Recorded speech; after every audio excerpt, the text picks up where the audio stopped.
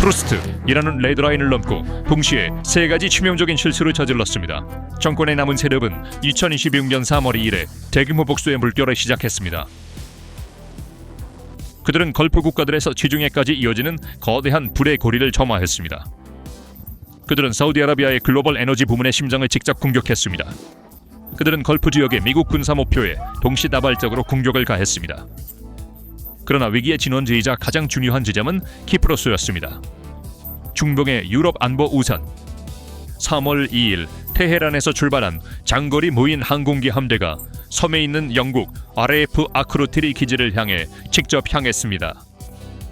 이 행동은 단순한 군사시설에 대한 일상적인 괴롭힘이 아니라 지중해에서 서방의 방어막을 시험하고 영국의 주권 권리를 공개적으로 도전하는 시도였습니다.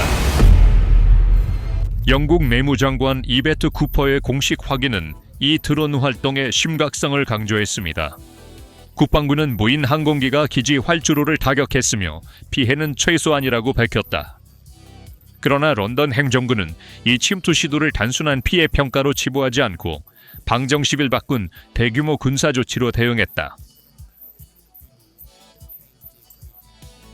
공격이 발생한 지 24시간도 채 되지 않아 영국 정부는 키프로스의 RAF 아크로티리 기지 주변의 보안을 강화하기 위해 동부 지중해에 왕립 해군 군함을 배치할 것이라고 발표했습니다. 키어 스타머 총리는 미국, 이스라엘, 이란 간의 갈등이 고조됨에 따라 타입 45 구축함 HMS 드래곤이 긴급히 해당 지역으로 파견될 것이라고 확인했습니다. 국방부 자료에 따르면 200명 이상의 승무원을 가진 HMS 드래곤은 세계에서 가장 강력한 공중 방어 전함 중 하나이며 10초 이내에 8발의 미사일을 발사할 수 있는 능력을 갖추고 있습니다. 함께 배치되는 2대의 와일드캣 헬리콥터는 무인 항공기에 증가하는 위협에 대응하기 위해 마틀렛 미사일로 무장되어 있습니다. 국방장관 존 힐리의 "우리는 동지중해에서 우리의 방어 존재를 더욱 강화하기 위해 신속히 움직이고 있습니다라는 발언은 영국이 더 이상 수동적인 행위자가 아님을 보여줍니다. 영국 군대의 동적 대응은 해군력에 국한되지 않았습니다. 국방부는 영국 공군 F-35B 전투기가 지난 24시간 동안 요르단 상공에서 적의 무인 항공기를 격추했다고 발표했습니다. 이 발전은 5세대 F-35B 전투기가 작전 환경에서 목표물을 파괴한 첫 번째 사례를 의미했습니다. 타이푼 전투기와 보이저 공중급유기도 작전을 적극 지원했습니다. 이라크에 있는 영국군은 지상 기반의 무인 항공기 방어 시스템을 사용하여 이라크 영공에서 연합군 기지로 접근하는 것으로 탐지된 불특정 수의 표적을 무력화했습니다. 또한 지역의 강화된 방어 태세의 일환으로 카타르에서 이륙한 영국 공군 타이푼 항공기가 카타르를 직접 겨냥한 것으로 알려진 공격 드론을 격추하여 방어 범위를 확장했습니다. 테헤란의 중대한 실수의 두 번째이자 지리경제적으로 파괴적인 측면은 사우디아라비아 동부 해안의 걸프 중심부에서 발생했습니다. 세계 최대의 석유 처리 센터 중 하나인 사우디 아람코 소유의 라스타누라 정유소가 표적이 되었습니다. 라스타누라는 세계 석유 가격과 국제 화물 비용에 큰 영향을 미칠 수 있는 대규모 에너지 단지입니다. 시설에 대한 공격이 기록된 후 정유소의 운영은 엄격한 보안 프로토콜에 따라 일시적으로 중단되었습니다. 그리고 시스템은 즉시 중단되었습니다.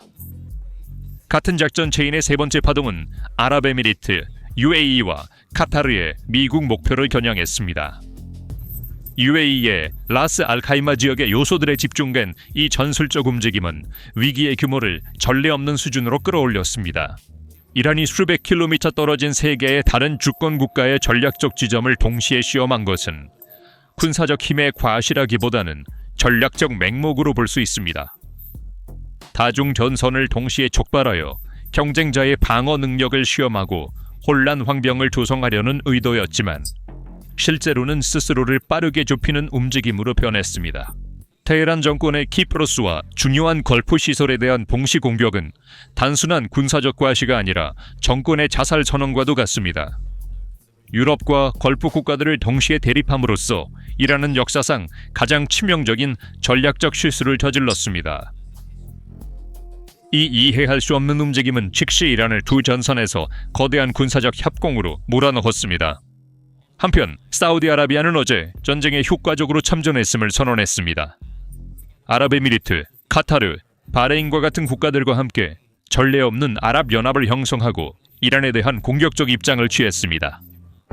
다른 한편으로 키프로스를 통해 직접적인 위협에 직면한 유럽은 전면 경계태세에 돌입하고 집단 비상사태를 선언했습니다.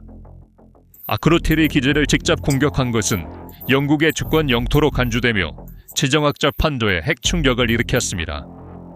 북대서양조약기구 회원국의 주권 영토에 대한 군사 개입은 동맹의 핵심인 집단 방위 원칙인 제5조를 촉발할 위험이 있습니다. 사이프러스 전체 섬이 북대서양조약기구의 보호를 받지 않더라도 1960년 협정에 의해 보장된 공격받은 기지의 지위는 런던이 동맹국들에게 전쟁을 요청할 권리를 줄 만큼 민감합니다. 이란의 드론은 단순히 비행정의 경계를 넘은 것이 아니라 워싱턴에서 베를린까지 32개국에 걸친 세계 최대 군사동맹의 경계를 넘었습니다.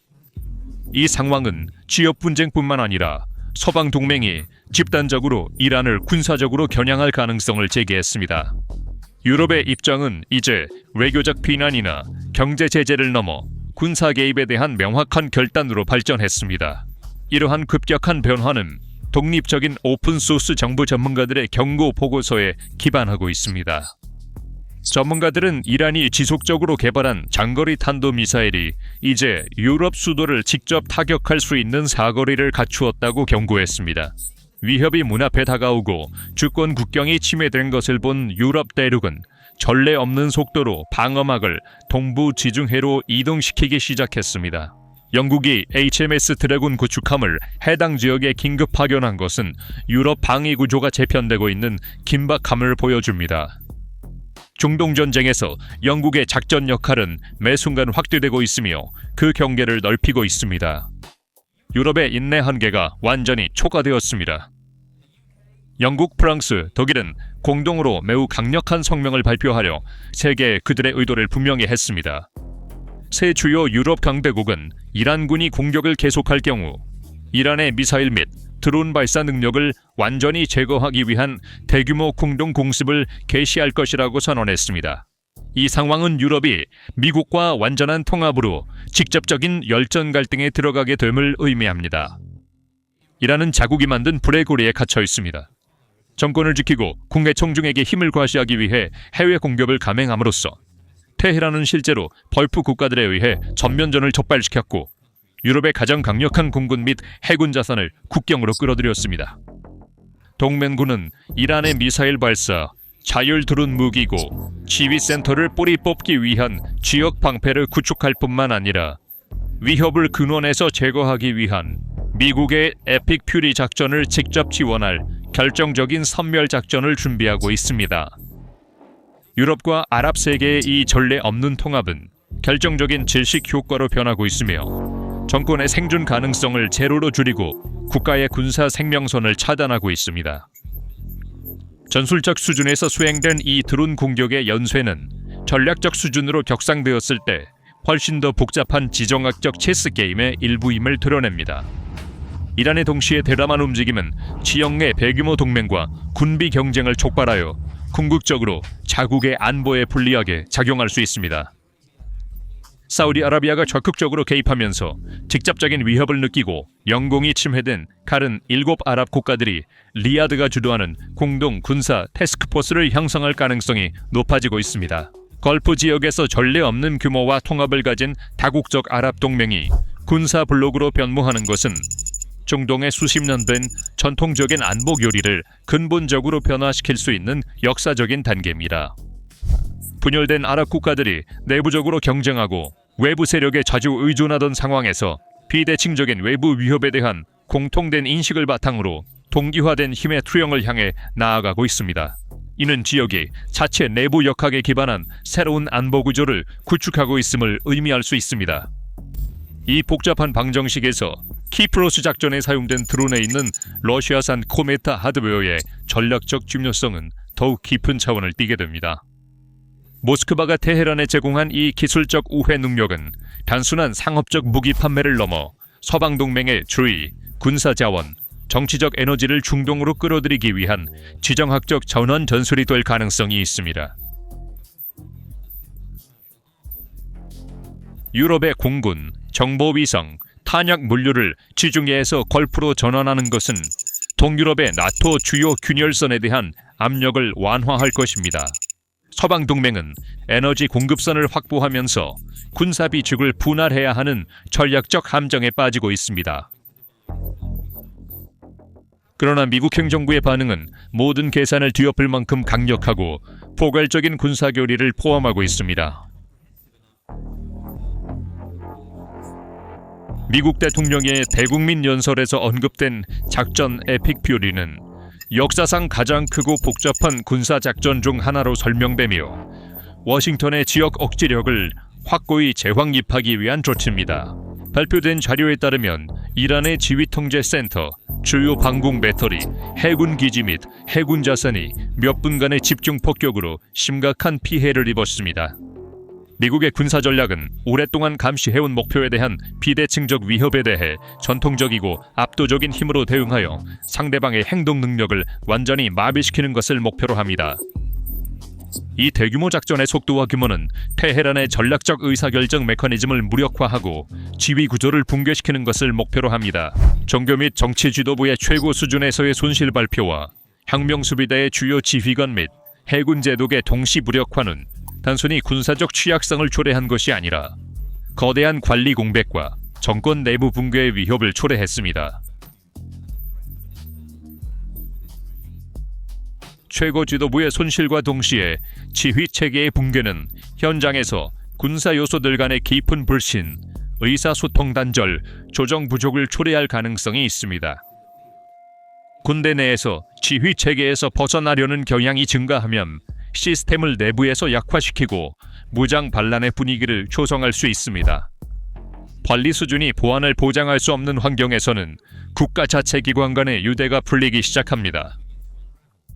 게다가 핵 인프라를 겨냥한 개입은 위기를 되돌릴 수 없는 지점으로 몰고 갔습니다. 아락 핵단지와 이스파한의 주요 시설들이 강력한 공격으로 인해 기능을 상실했다는 보고는 오랜 핵무장 우려를 물리적 수단으로 종식시키려는 시도를 보여줍니다. 이란의 자체 개발 다중 전선 공격 전략은 아랍연합의 확장과 미 이스라엘 공동작전의 압도적인 공중 우세에 직면하여 자국의 인프라가 파괴되는 결과를 초래한 것으로 보입니다. 현재의 사건 전개는 단순한 전술 드론 작전이나 상호 보복의 한계를 오래전에 넘었습니다. 테헤란의 지중해, 홍해, 걸프축을 따라 동시다발적인 움직임은 중동의 그림자 전쟁 시대를 끝내고 세계 최대의 경제 및 군사 강국과 그들의 무기를 직접 전장으로 끌어들였습니다. 한편으로는 유럽이 방어막을 운영하고 있고 다른 한편으로는 사우디아라비아가 이끄는 아랍 특수부대가 새로운 군사 교리를 형성하고 있습니다. 에너지 인프라를 겨냥한 위험이 갈등의 물리적 경계를 확장시켜 전 세계적이고 지구 경제적인 충격으로 변모하여 모두가 느끼게 되었습니다. 오래된 지역적 현상 유지가 완전히 사라졌습니다. 떠오르는 연기 속에서 나타나는 새로운 현실은 이것입니다. 비대칭 무기의 그림자 속에서 안전한 먼 지리적 위치는 없으며 세계 경제의 중심은 이제 언제든지 멈출 수 있을 만큼 취약합니다. 우리는 수십 년 동안 지속될 결과를 가진 완전히 새로운 무자비한 권력 방정식에 직면하고 있습니다. 이 문제에 대한 여러분의 생각은 무엇입니까? 댓글로 여러분의 생각을 공유해주세요. PPR 글로벌 특별 분석에 대한 정보를 얻으려면 채널을 구독하고 알림을 켜는 것을 잊지 마세요. 저희를 선택해주셔서 감사합니다.